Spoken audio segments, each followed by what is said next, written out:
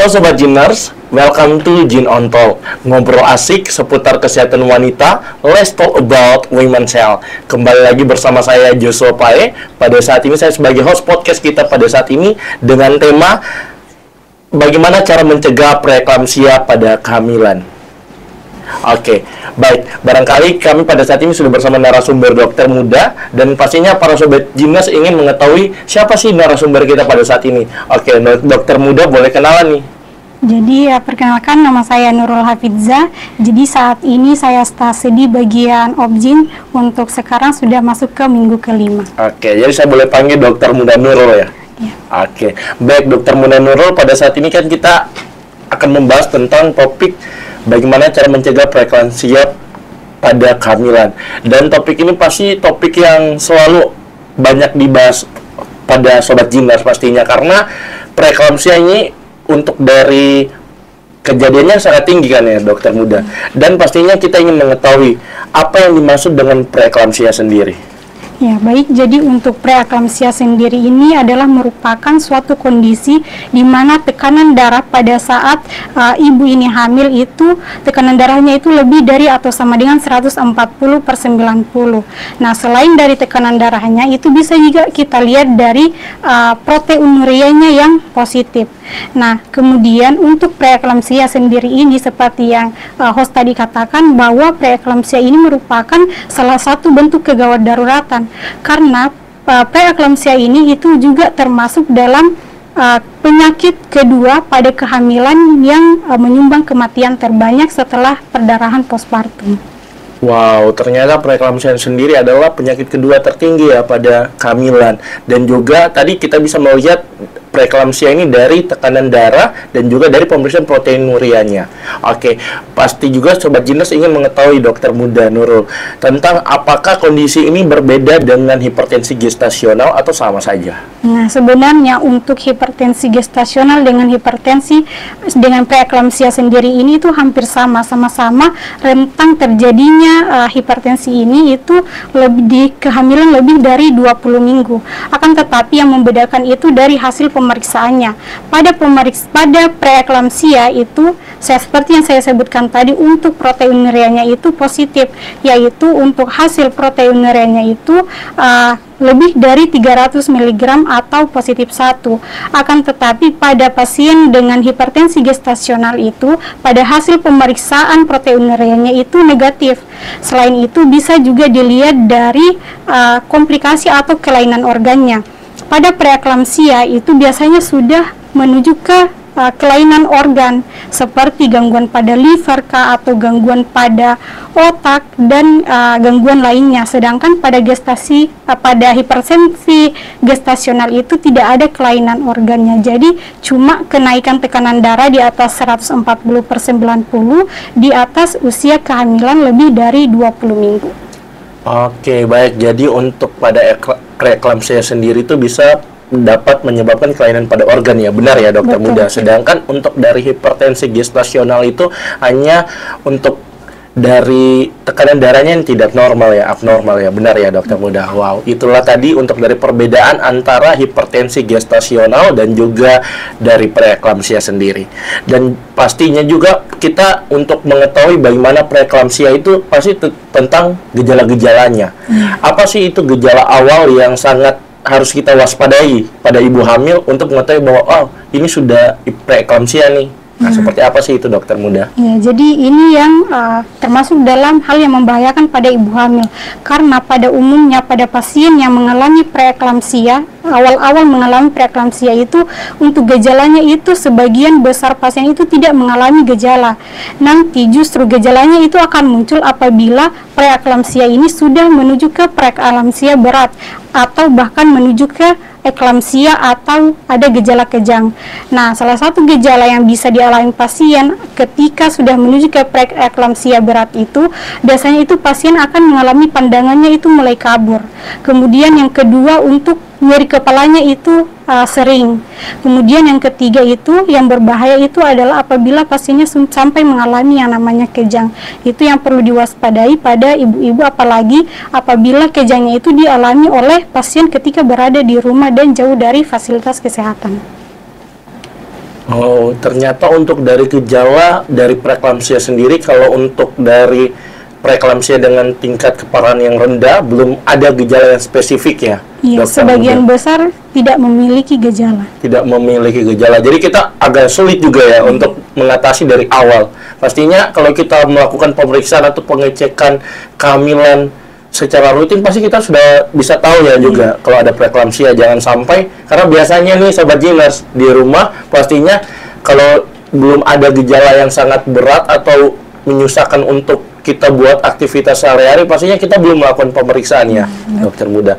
Jadi itulah tadi dari gejala awal pada preeklamsia. Dan juga kita ingin mengetahui tentang apa sih yang faktor resiko atau faktor yang memperberat terjadinya preeklamsia ini pada ibu hamil. Nah, jadi untuk faktor resikonya itu terbagi dari dua. Ada yang faktor resiko yang moderat dan ada yang faktor resiko dalam kondisi berat. Nah, untuk faktor resiko ringannya itu biasanya pada pasien dengan primigravida atau kemudian pasien dengan primitua sekunder atau ibu yang hamil untuk jarak kehamilan yang pertama dan yang kedua itu lebih dari 10 tahun. Kemudian ibu dengan kehamilan kembar. Selain itu juga dipengaruhi oleh berat badan dari pasien atau pasien dengan obesitas. Nah, biasanya itu kita kontrol pada ibu hamil ketika ibu melakukan pemeriksaan kesehatan atau melakukan pemeriksaan antenatal apakah di bidan atau di dokter ataupun di klinik. Nah, selain itu juga bisa dilihat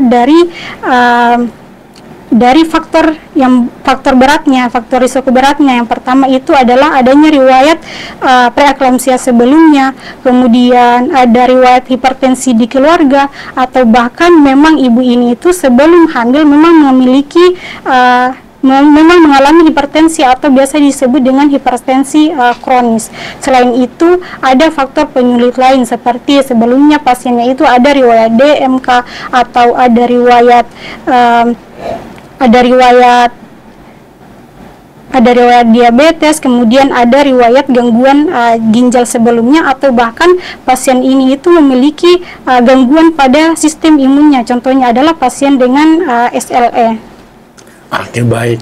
Tadi adalah untuk faktor risiko, dan juga kembali lagi pasti penting banget untuk kita secara rutin melakukan pemeriksaan ANC tadi ya, Dokter Muda. Dan juga kita ingin mengetahui sih, karena biasanya kan kita tadi sudah mengetahui bahwa gejalanya ini sangat minim untuk didapatkan pada preeklamsia yang ringan. Dan juga pastinya juga untuk dari faktor risikonya saja, itu tiap ibu pasti berbeda-beda ya. Kita ingin mengetahui bagaimana diagnosis, untuk cara mendiagnosis preeklamsia ini oleh tenaga medis, dan juga tes apa sih yang harus dilakukan untuk mengetahui bahwa benar-benar ibu hamil ini terdiagnosis preeklamsia. Nah, jadi untuk diagnosisnya itu bisa dari pemeriksaan fisik dan juga anamnesis pada pasien. Seperti yang saya sebutkan tadi, untuk pada saat anamnesis kita tanyakan sebelumnya kepada pasien apakah memang sebelumnya ada riwayat hipertensi sebelumnya, di keluarga ada yang menderita hipertensi atau tidak, ataukah untuk berat badan dari ibunya bagaimana, apakah sesuai dengan IMT atau tidak, makanya kita cek sebelumnya. Kemudian selain itu kita perhatikan dari tekanan darah dari pasien atau periksa MAP-nya. Apabila ternyata pada saat pemeriksaan MAP-nya apakah lebih dari 90 atau tidak. Kemudian selain itu kita periksa dari pemeriksaan proteinurianya tadi, apakah dia itu positif proteinurianya atau tidak. Apabila dalam pemeriksaannya itu ternyata pada saat pemeriksaan proteinuria positif 1, berarti itu masuk dalam kategori preeklamsia. Tetapi apabila dalam pemeriksaan proteinurianya ternyata positif 3, maka itu sudah termasuk dalam preeklamsia berat. Nah, jika sudah termasuk dalam preeklamsia berat, tentu tata laksana yang diberikan itu berbeda dengan pasien dengan preeklamsia. Oke, baik. Dan itu tadi untuk cara mendiagnosis, pastinya kita melakukan pemeriksaan lebih lanjutan juga ya. Dan kita ingin mengetahui apa sih dampak preeklamsia jika pada ibu hamil ini tidak melakukan untuk diobati. Jadi biasanya kan, oh ini hanya untuk saya memang biasa hipertensi, seperti itu pasti biasa para Sobat Jiners katakan, dan tidak perlu untuk diobati karena tekanan darah saya ini memang seperti itu. apa dampak yang bisa ditimbulkan ketika preeklamsia tidak diobati, Dokter Muda Nurul? Nah, jadi yang pertama itu kita ketahui dulu apakah ini termasuk preeklamsia saja atau ini termasuk preeklamsia berat atau bahkan ini apakah sudah termasuk dalam eklamsia.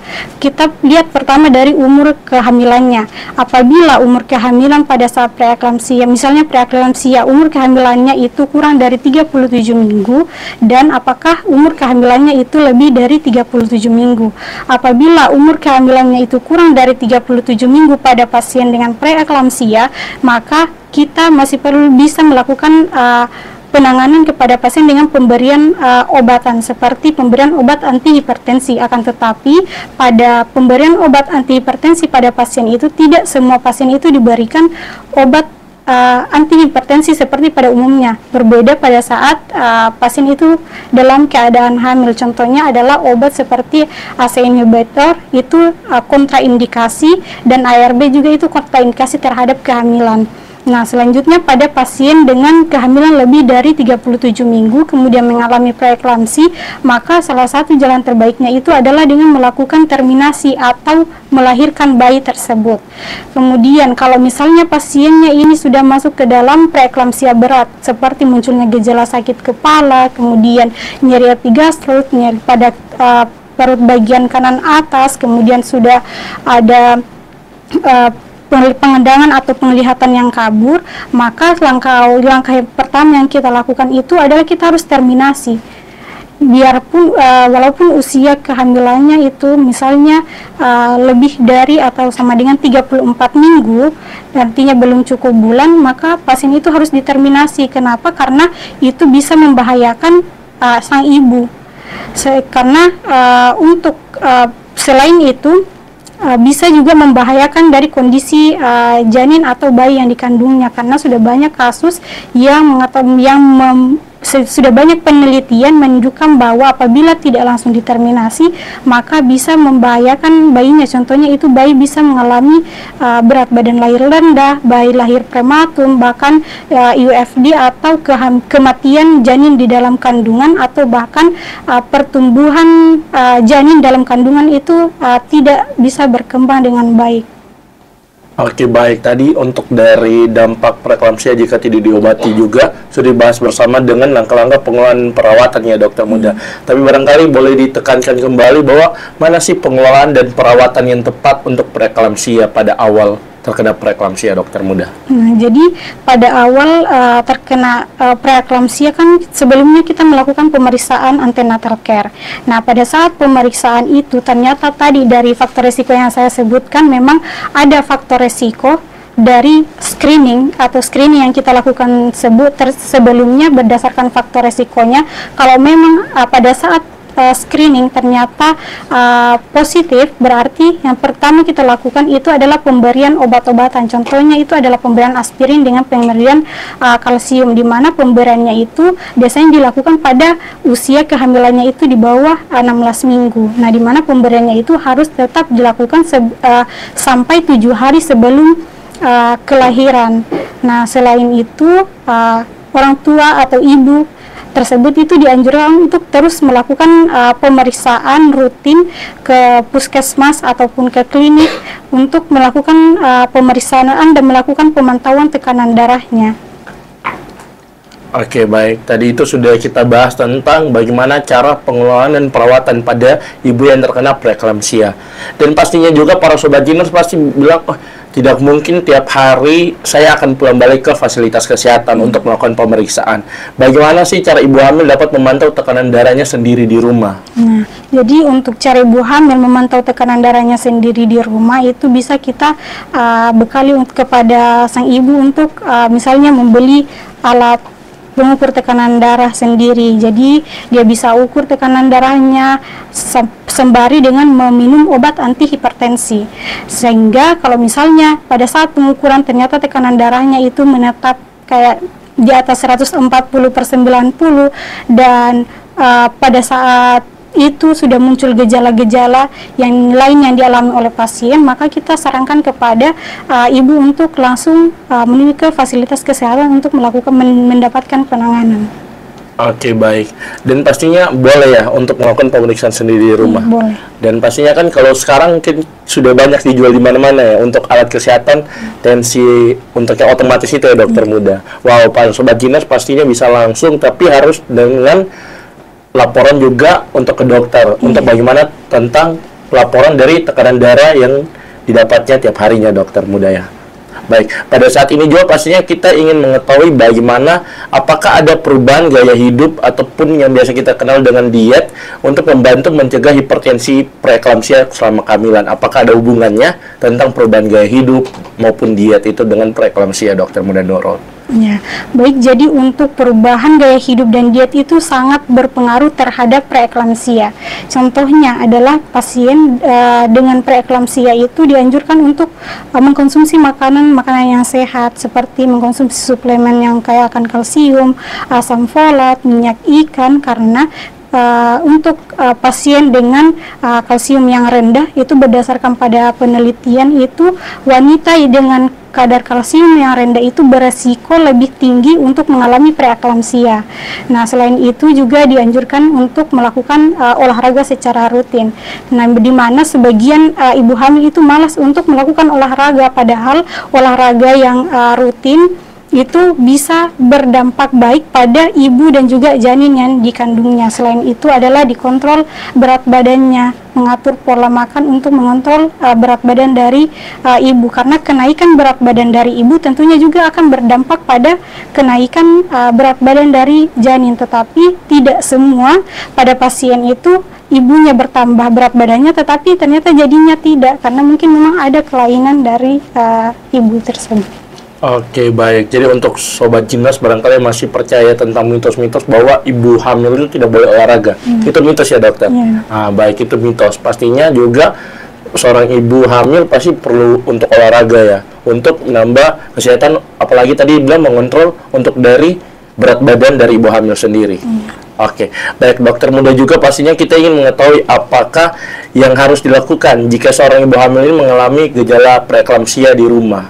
Pastinya kan biasanya mengalami gejala-gejala, tadi kita membahas tentang ini kayaknya sudah di gejala yang sudah serius di preeklamsia untuk tingkat beratnya. Ketika didapatkan di rumah itu harus seperti apa sih agar keluarga ibu hamil juga sendiri sudah tahu apa yang akan dilakukan? Nah, jadi biasanya itu yang paling umum itu terjadi di rumah itu adalah gejala yang dialami pasien itu adalah kejang.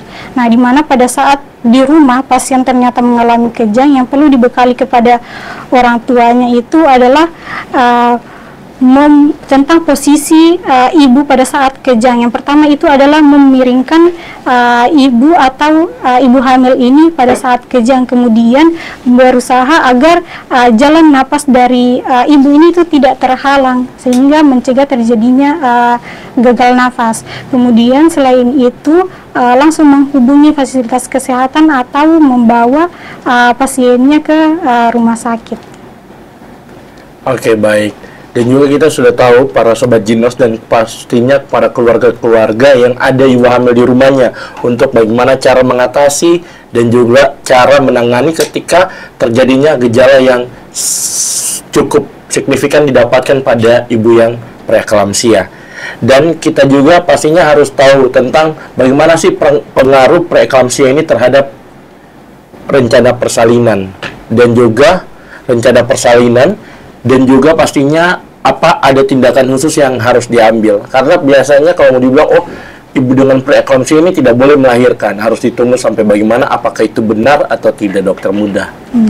Jadi untuk berdasarkan pelahiran bayi pada pasien dengan preeklamsi itu sebenarnya sebagian besar itu pasiennya itu determinasi. Kenapa? Karena pasien yang datang ke rumah sakit itu biasanya sudah termasuk dalam preeklamsia berat. Makanya sebagian besar itu pasti penanganannya itu adalah terminasi. Akan tetapi dilihat lagi kalau misalnya pasiennya datang dengan usia kehamilannya misalnya kurang dari 37 minggu, maka penanganan awalnya itu bisa dengan pemberian obat terlebih dahulu.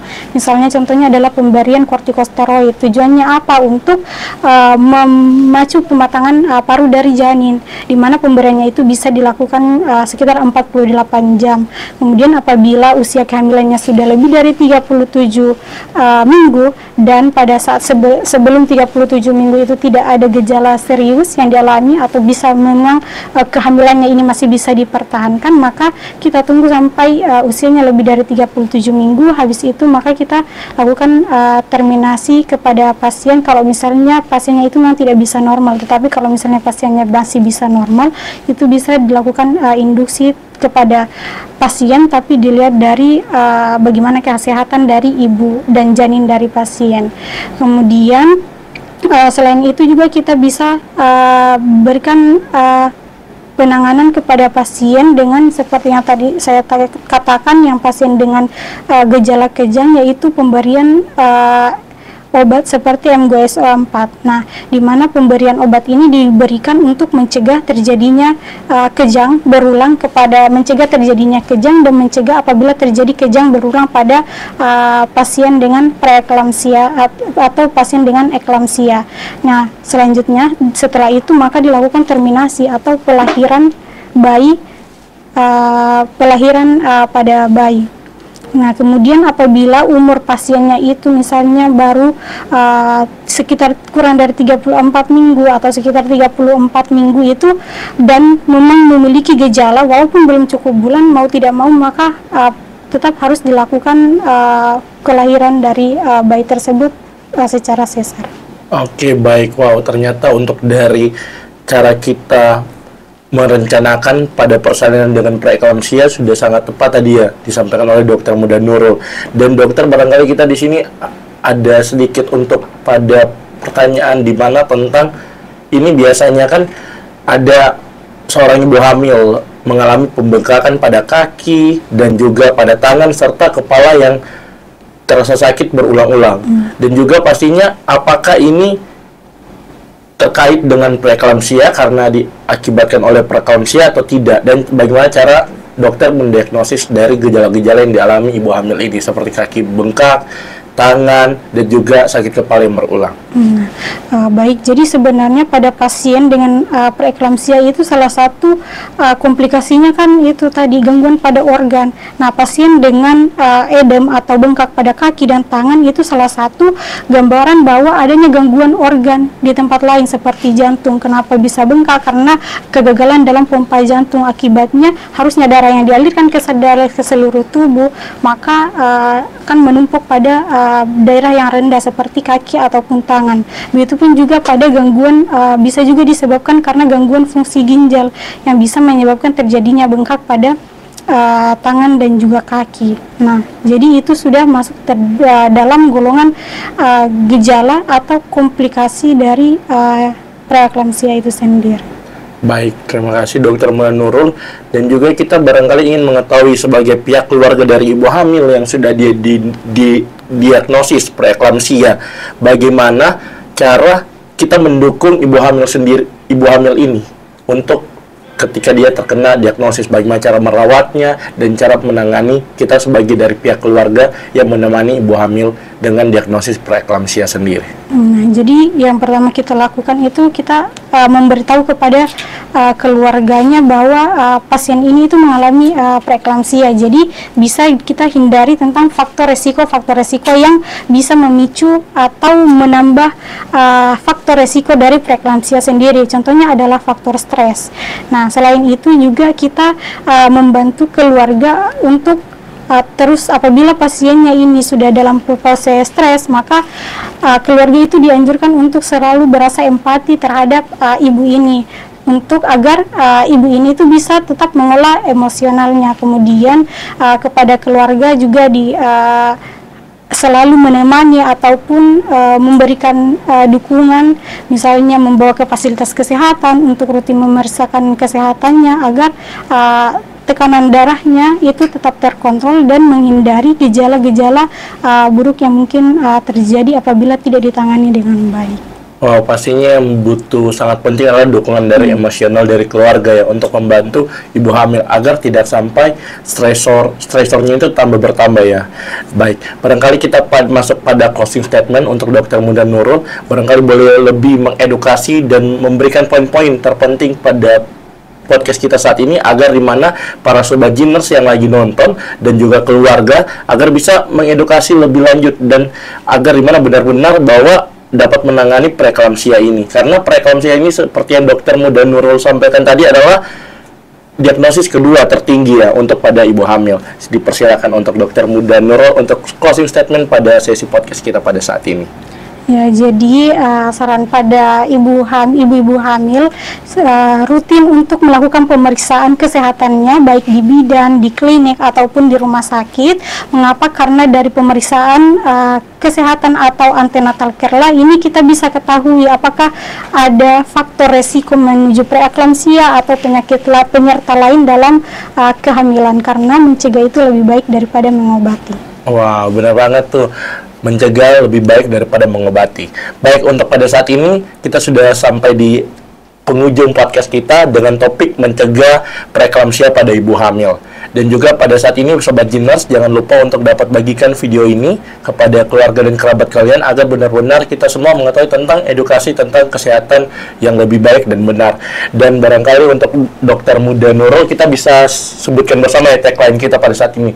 Jadi kalau saya bilang Jin Ontol, Dokter Muda Nurul sama-sama sampaikan let's talk about women's health. Boleh ya? Oke, langsung saja.